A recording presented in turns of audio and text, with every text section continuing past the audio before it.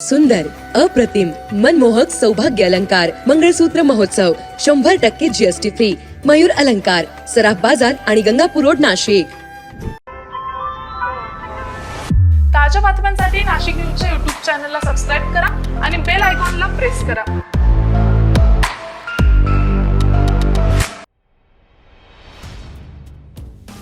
नाशिकहून कोलकात्याकरता लवकरच विमानसेवा सुरू होणार असल्याची माहिती इंडिगो विमान कंपनीनं मेलद्वारे शहरातील बंगाली बांधवांना दिली आहे.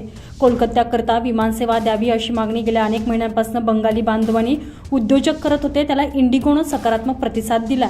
नाशिकमध्ये 50,000हून अधिक बंगाली बांधव राहतात.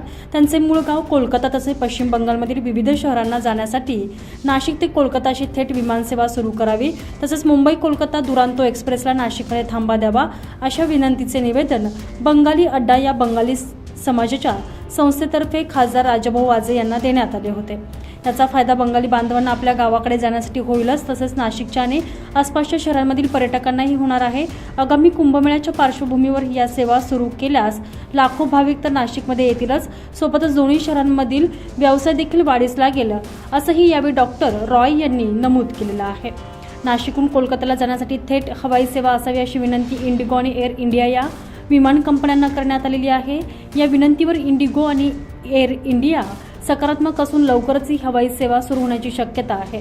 तसा मेल देखील मिळाला असल्याची माहिती बंगाली अड्डाचे अध्यक्ष डॉक्टर संदीप रॉय यांनी दिली आहे.